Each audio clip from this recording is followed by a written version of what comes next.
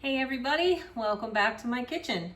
So today we are going to make wine, and I want to make this like the base level video for wine making, mead making, everything else. I'm going to go over some of the equipment that I use, and I'm also going to just go over some of the tools and tricks and tips that I've learned over the past few years of making my own wines and meads. So we're gonna get started. The first thing that you're gonna wanna get your hands on is one of these glass 1 gallon, like carboys, I guess they are. Now, you can get these on, well, when you go to the grocery store, you can get them filled with apple juice already, right? So you get your apple juice and you get your jar for free. The only thing that I want to acknowledge on that is that the lid sizes can be different. And so when you go to buy the next thing, which I'm going to tell you to buy, you're going to have to measure to get the right size. You could, however, just go onto Amazon and get these. Well, let me show you this. The jar, the bung, and the airlock, which are also necessary, pretty necessary anyways, all is one package. So it's probably going to cost a little bit more if you do it that way, but at least you know that your bung is going to fit in your jug. So that's kind of important. This is like a bung right here, and this is an airlock. Airlocks can come in a couple different varieties. This is an S-type airlock. There are also 2-piece airlocks, which I use those as well.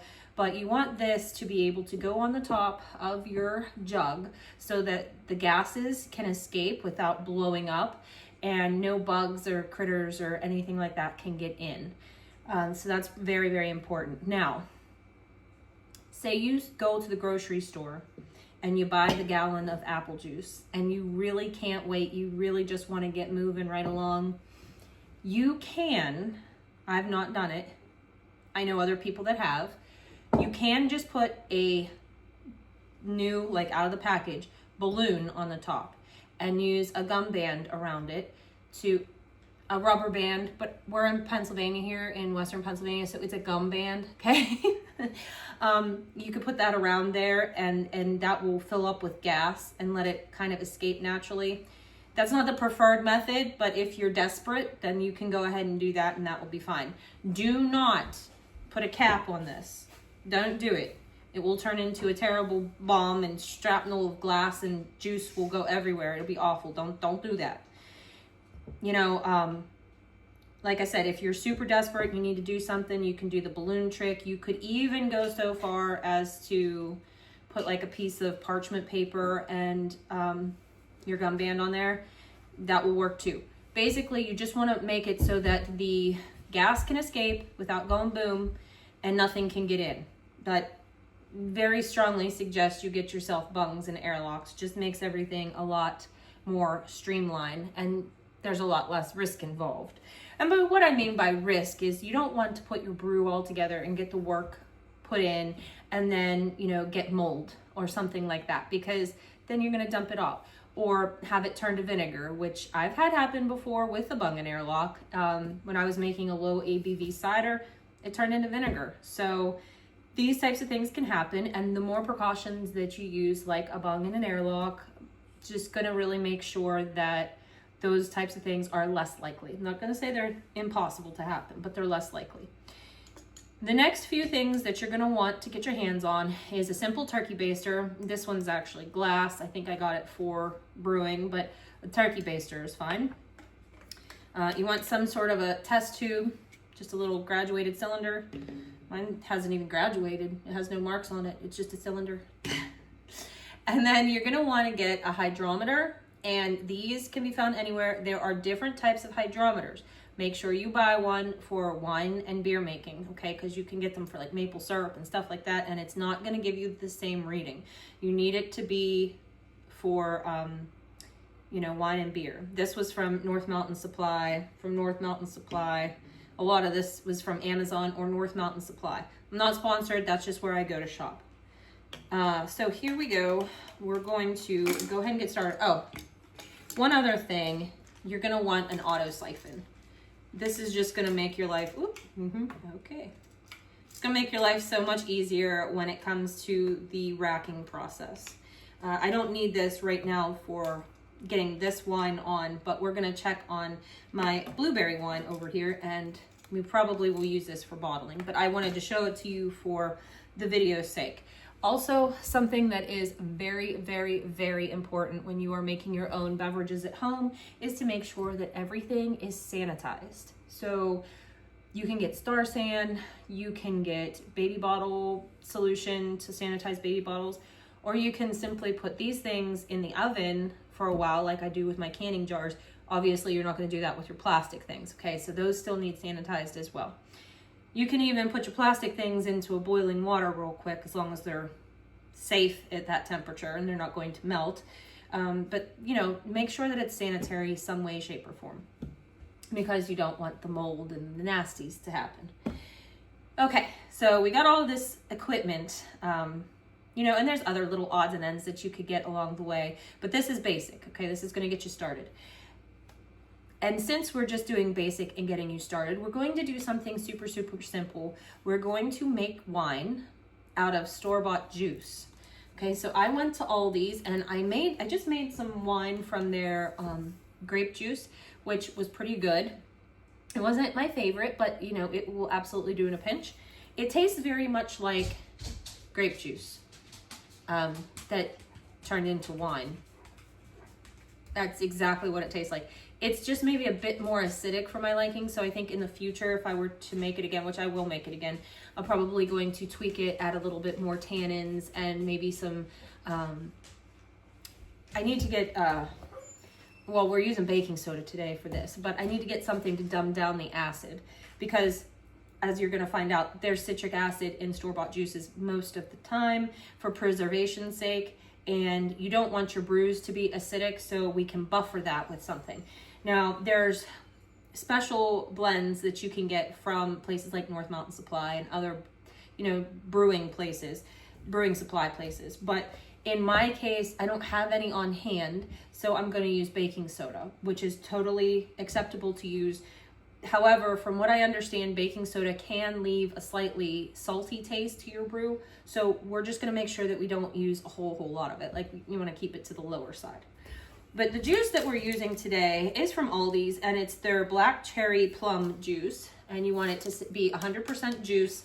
And this just has filtered water, apple juice concentrate, aronia juice concentrate, citric acid, grape juice concentrate, cherry juice concentrate, plum juice concentrate, natural flavors, and ascorbic acid, which is vitamin C.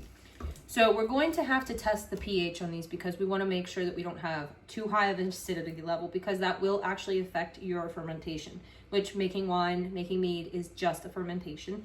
But yeah, this should be pretty good. I've done a wine before from Aldi's juice. It's one of their organic juices.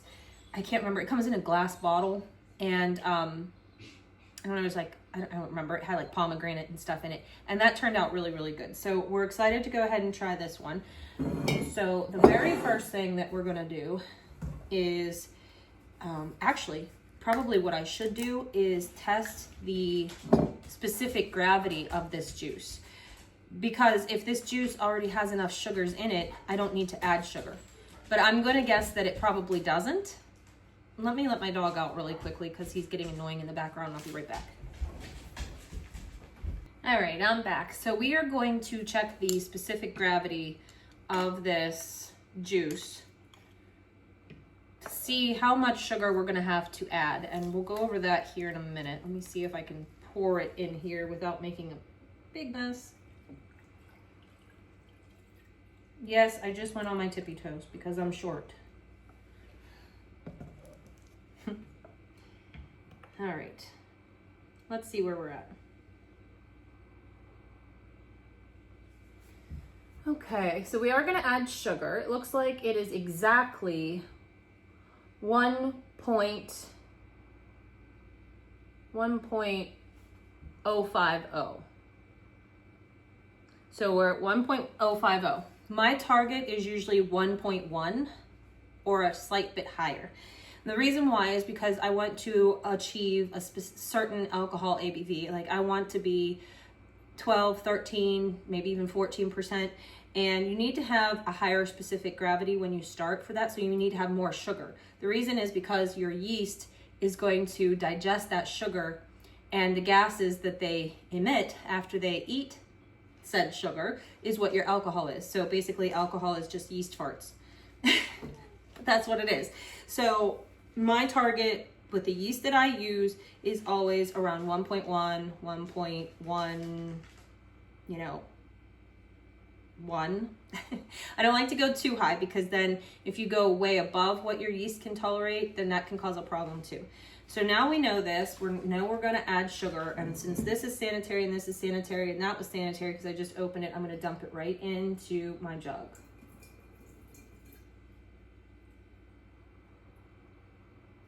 All right. Very good. We'll save that for later.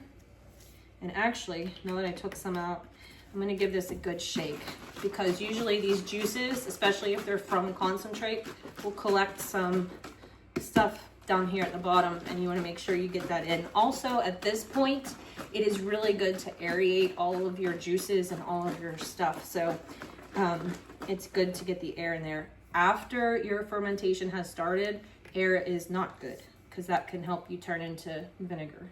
Now, I'm being brave. One of the other tools that you could have for this would be a funnel. But I am risking it. What it really is I don't want to wash another piece of equipment, and my funnel that fits in here is a 2-piece metal funnel, and it leaks. So I would rather just do it this way and try not to make a mess than do it that way and be assured of making a mess. And honestly, since I need to add sugar,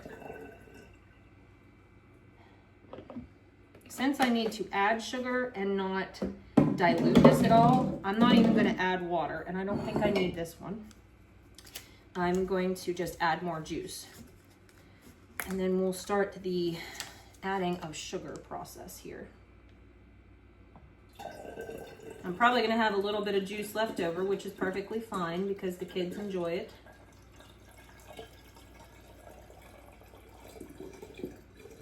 Now the sugar is going to cause some displacement, so I'm trying to figure out how full I want to go.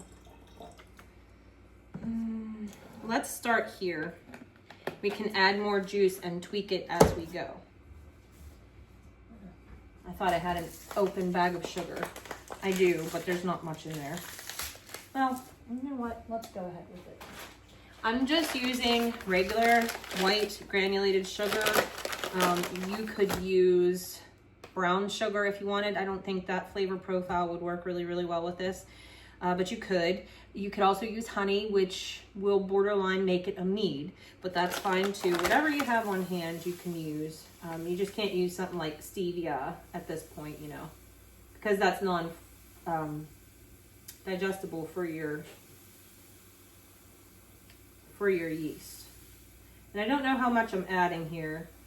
The way we're going to measure it is, of course, with your hydrometer. I don't think I probably added enough. But remember, at this point, if I'm adding too much, I can always add more juice. So let's get that in there.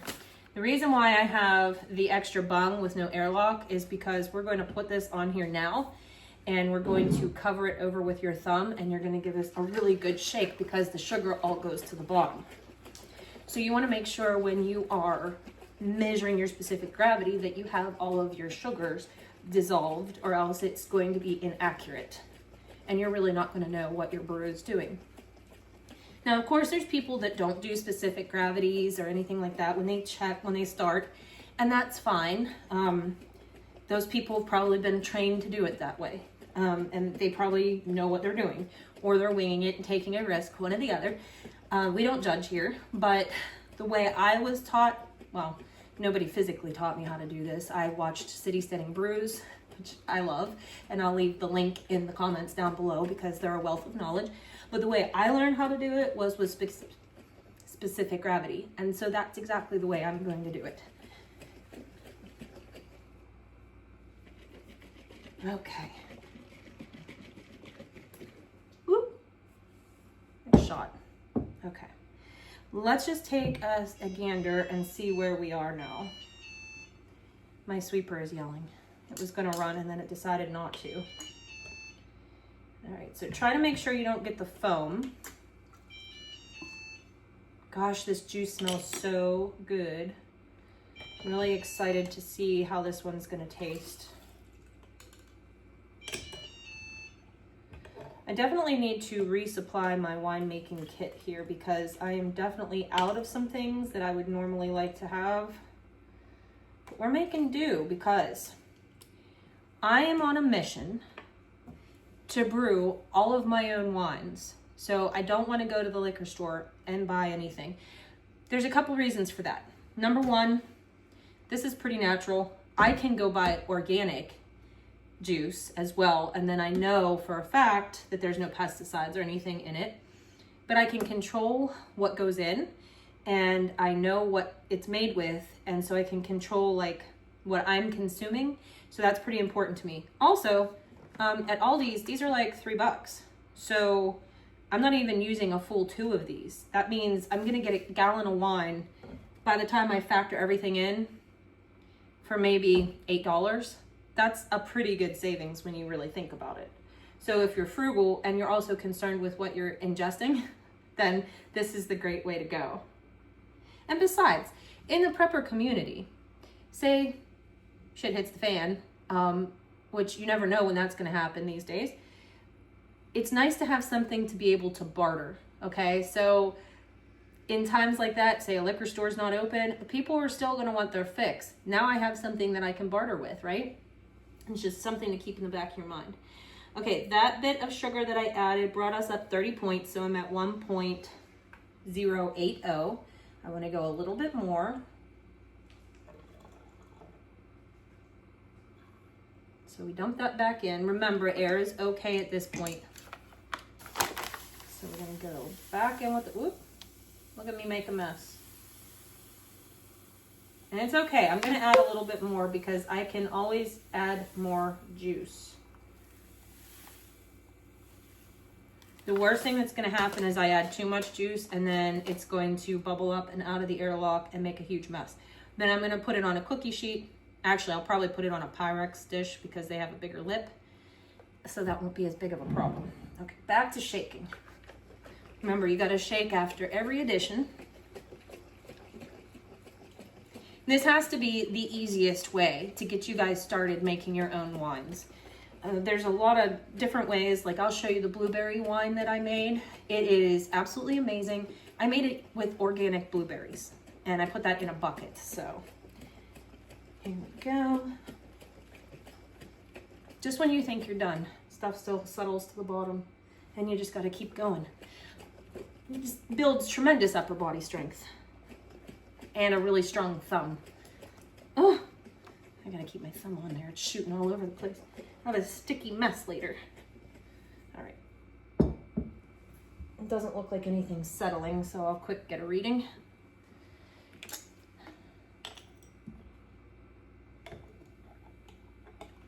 We're at. Now, if you don't get all the sugar, as long as you've gotten most of it, it's fine because the yeast will find it, the yeast will eat it. So it's really okay if that's the case. But you just want to try for your own sake as far as reading goes. Oh yeah, we added enough now. Where are we at? I think we did.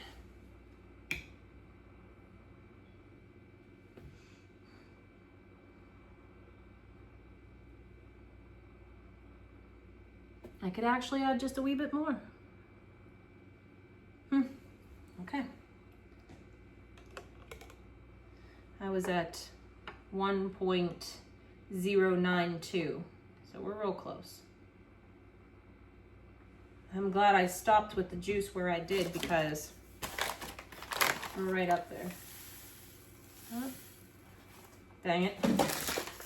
Gotta go to the next bag.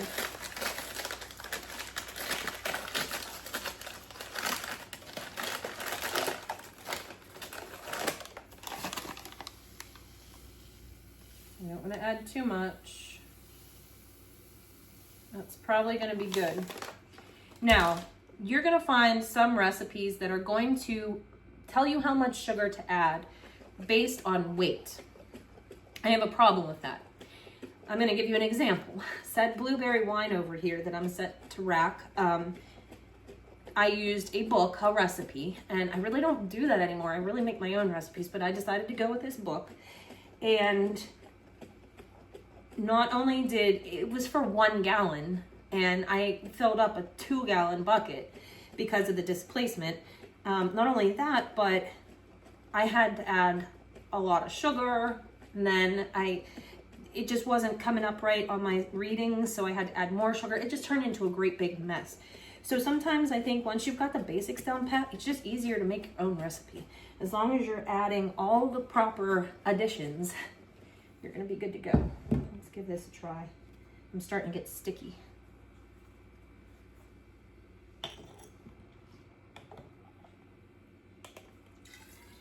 I'm gonna put this down in there. Oops. That is one thing about winemaking. You're gonna make a mess. You're gonna get sticky. You're gonna have juice everywhere, sugar everywhere, honey everywhere. It's part of it.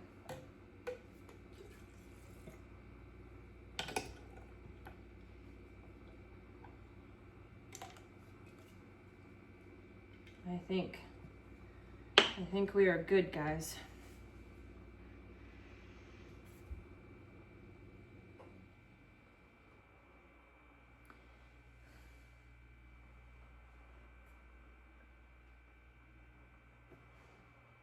Yep, I'm gonna call that 1.1. Perfect.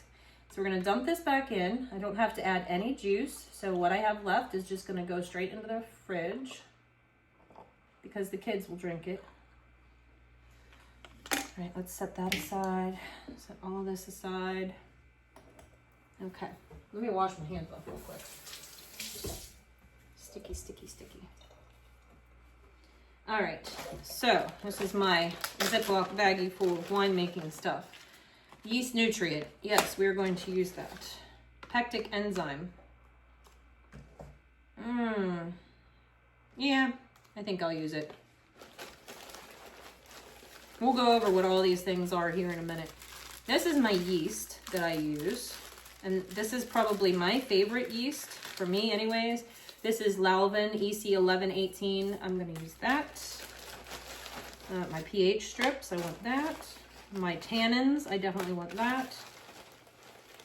Campton tablet. I don't think I need to use the Campton tablet because this was juice and it was already in a bottle, so I think we're good there.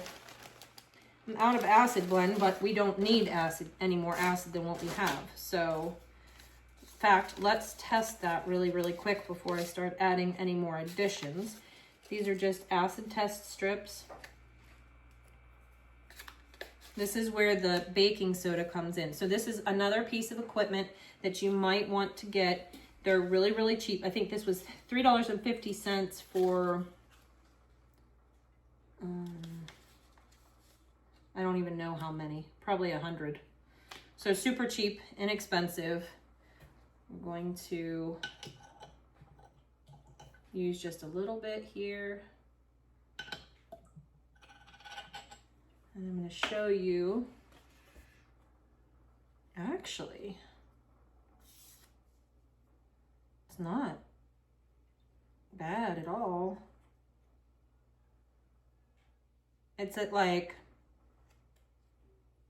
3 or 3.5, somewhere in there. So you want to compare.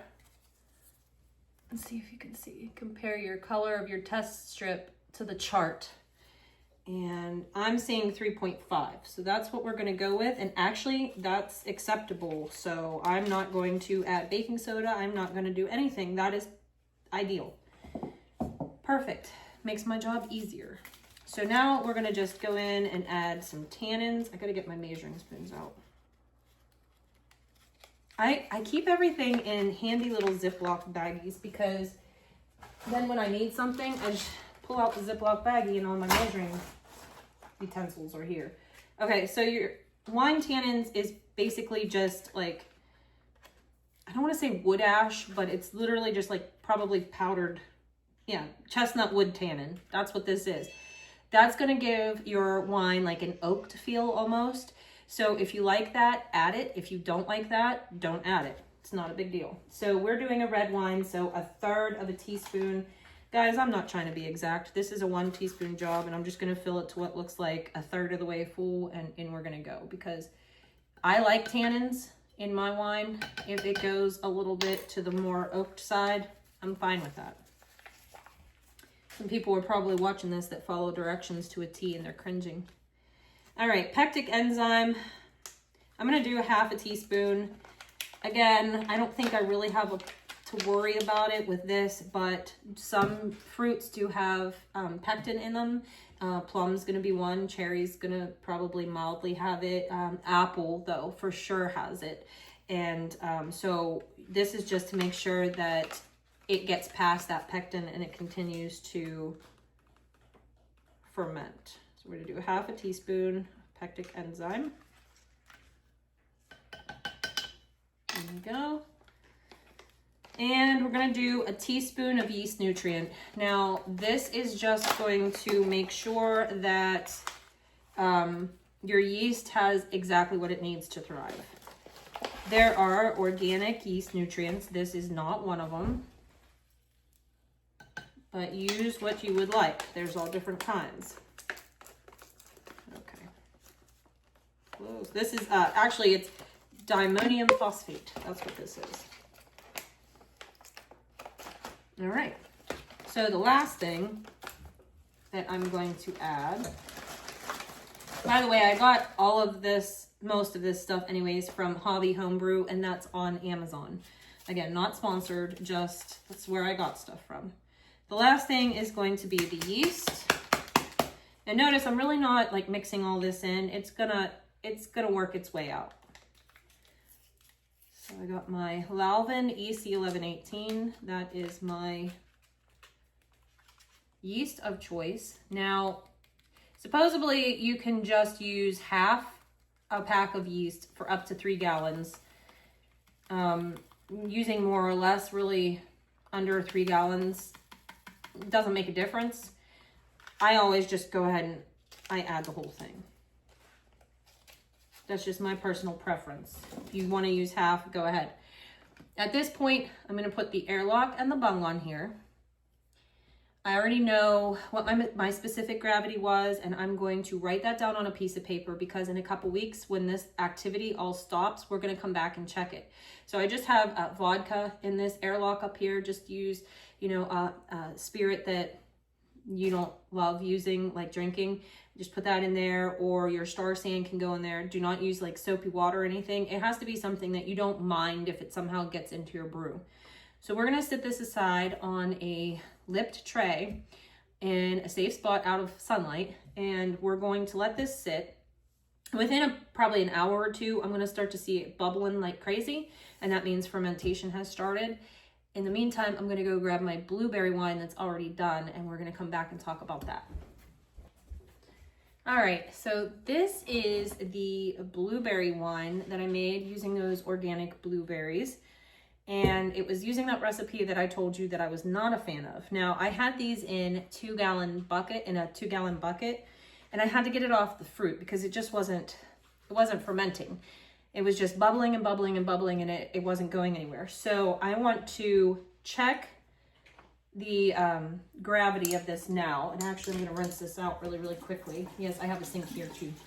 I don't want to contaminate that with anything else. All right, that'll be fine. I want to see if these fermented any further, and I am going to test both of them, because when I don't like doing it this way at all, but when I split it up out of that 2 gallon bucket, I split it into 2 different jugs. And I don't love doing that because one jug could get more of something than the other. I am noticing that there are still gas bubbles on the top, which is fine. It just means that this is still pretty gassy, which means I'm probably not going to rack it off of these jugs today. I'm probably just going to give them a good swirl and put them back over there. The great thing is, as long as you have plenty of these jugs, you can drink this now. It tastes really good. I tried it last night. It tastes really, really lovely. It tastes just like eating a blueberry, actually. So I can leave it in this. I can let it go to see if it'll ferment anymore. I'm gonna put this, the thing is, it's already cleared, which leads me to believe it is done fermenting. And I did end up having a lot of sugar in this. I'll tell you what the starting gravity was here in a second. There was a lot of sugar in this. I couldn't add enough water to dilute it. I think that's what my problem was, now that I'm thinking back. So this finished sweet. But what could happen is it could start fermenting again, because that means there's still sugar available in this brew that if the yeasts decided to wake up, they could still digest. So yeah, this finished out at 1.034. So it's quite sweet, but it doesn't read as sweet. But let me see, hold on 1 second. I have this all written down right off here where you can't see it. When I started this, and it's quite new still, it's quite young. It was 1.120. And the last time I tested it, it was 1.050. So actually, it's still going. So I'm going to just put it back and let it go. But actually, I probably shouldn't put this back in there. I could put it back in there. But I'm not going to, because that will cause some aeration. You don't want aeration. I'm just gonna drink this here in a little while, probably. But what we are gonna do is just swirl it. So we're not shaking it, we're swirling it around to try to get some of that gas out of it. And we're doing it with the airlock in so that air doesn't go in. I'm gonna see what that does. You can see the airlock starting to move and it's starting to bubble. So there we go. That's the motion I wanted. Not a shaking, just a swooshing. I'll put that there. This is the 2-piece airlock I was telling you about. And there, it bubbled, see? So we're just gonna get the air out of it, and sometimes by doing this, you can get that fermentation going again. Look at all those bubbles. That's all gas that needs to come out, and we're gonna see the airlocks work. So we're just going to just keep this in these jugs for now, because the worst thing that you could do at this point is rack this into bottles and then cap them, because you could blow stuff up, and that's not good. But I do want to really quickly just show you the color of this, because I think it is absolutely beautiful, and it is so clear. It's so clear. You can see my fingers behind it and everything. So really a beautiful wine. And even if it doesn't ferment any further and it stays here at this point, I'll be totally good with that. Let me use my phone real quick and I'll tell you what the ABV is currently.